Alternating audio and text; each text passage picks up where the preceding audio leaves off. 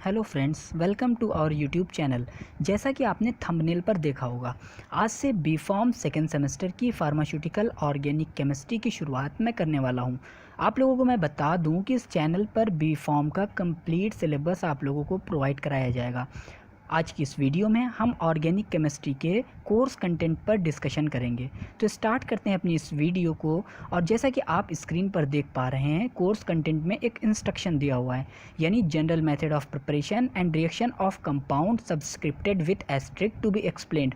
यानी हमें उन सारे कंपाउंड को डिटेल में एक्सप्लेन करना पड़ेगा, यानी उनके मेथड ऑफ प्रिपरेशन और रिएक्शंस भी लिखने पड़ेंगे जिनके ऊपर स्टार लगा हुआ है। आइए चलते हैं यूनिट 1 की तरफ। यूनिट 1 में बेसिकली हमें 3 चीज़ें पढ़नी है, यानी 3 टॉपिक कवर अप करने हैं। उन 3 टॉपिकों में से क्लासिफिकेशन, नॉमेनक्लेचर और आइसोमेरिज्म हमें कंप्लीट करना है, यानी classification of organic compound, common and IUPAC system of nomenclature of organic compound up to 10 carbons, यानी 10 कार्बन के ओपन चेन के हमें IUPAC और कॉमन नेम सिस्टम लिखने हैं। इसके बाद बात आता है थर्ड टॉपिक की, उसमें हमें structural isomerism in organic compound पढ़ना है। हमें स्टीरियो आइसोमेरिज्म नहीं पढ़ना है, सिर्फ स्ट्रक्चरल आइसोमेरिज्म पढ़ना है। बात करते हैं सेकेंड यूनिट पे। जैसा कि आप स्क्रीन पर देख पा रहे हैं, सेकेंड यूनिट में हमें 3 चीज़ें सेकेंड यूनिट में भी पढ़नी है, यानी एल्केन्स, एल्कीन्स और कॉन्जुगेट डाइन्स। ये 3 टॉपिक हमें सेकेंड यूनिट में कवर अप करने हैं।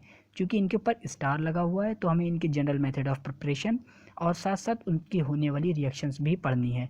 इसमें बेसिकली हमारे पास जो टॉपिक अंदर कवर करने हैं उनमें में से sp3 hybridisation in alkanes, halogenation of alkanes, uses of paraffin, stabilities of alkanes, sp2 hybridisation in alkenes और साथ साथ E1 E2 रिएक्शंस भी हमें पढ़ने को मिलेंगी। इसके बाद बात करते हैं electrophilic addition reaction of alkenes, Markovnikov orientation, free radical addition reaction of alkenes, anti Markovnikov orientation, stability of conjugate dienes. ये सारी चीज़ें, ये सारे टॉपिक्स हमें इस यूनिट में कवर अप करनी पड़ेंगी। बात करते हैं थर्ड यूनिट में। थर्ड यूनिट में एल्किल हैलाइड हमें पढ़ना है। इनके ऊपर स्टार लगा हुआ है। एल्किल हैलाइड्स को बेसिकली हेलो एल्केन्स भी कहीं कहीं बोलते हुए हैं। इनके ऊपर स्टार लगा हुआ है, तो यानी इनके भी हमें मेथड ऑफ प्रिपरेशन और साथ साथ उनकी होने वाली रिएक्शंस को भी कवर अप करना पड़ेगा। इसमें बेसिकली SN1 और SN2 रिएक्शंस हमें पढ़नी है। Kinetics, order of reactivity of alkyl halide, उसकी स्टीरियो केमिस्ट्री, उसके रीअरेंजमेंट ऑफ कार्बोकेटायन, SN1 और SN2 के बीच में डिफरेंस, फैक्टर अफेक्टिंग, यानी कौन कौन से फैक्टर अफेक्ट करेंगे हमारी SN1 यानी न्यूक्लियोफिलिक सब्स्टिट्यूशन रिएक्शन को, और SN2 के बीच में कौन कौन से फैक्टर्स हमारे SN1 और SN2 रिएक्शंस को अफेक्ट करने वाली हैं।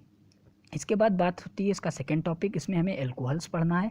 एल्कोहल्स में भी हमें स्टार लगा हुआ है, तो यानी एल्कोहल को भी हमें उसका मेथड ऑफ प्रिपरेशन और उसके साथ साथ होने वाली रिएक्शंस भी पढ़नी है। इसमें basically ethyl alcohol, methyl alcohol, benzyl alcohol, propylene glycol, ये सारी चीज़ें, ग्लिसरॉल, ये सारी चीज़ें कवर अप करनी है। बात करते हैं फोर्थ यूनिट पे।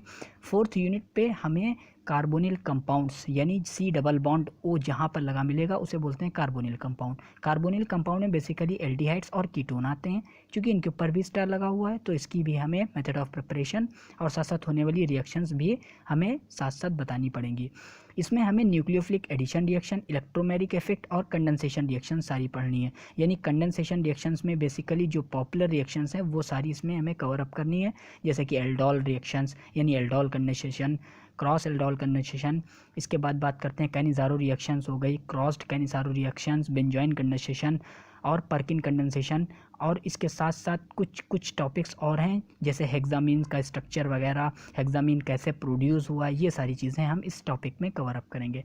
बात करते हैं फिफ्थ यूनिट पे। फिफ्थ यूनिट में हमें कार्बोक्सिलिक एसिड यानी एसिड्स के बारे में पता करना है। एसिड्स के बारे में सारी जानकारी जितनी भी हमारे कोर्स कंटेंट में दी हुई है वो सारी हम बैक टू बैक पढ़ते रहेंगे सारी चीज़ें, जैसे इसमें acidity of carboxylic acid, effect of substitution on acidity, inductive effect, ये सारे इफेक्ट जितने हैं। और इसमें इसके साथ साथ structure and uses of acetic acid, lactic acid, tartaric acid, citric acid, succinic acid, oxalic acid, ये सारे टॉपिक्स हमें कवर अप करने हैं।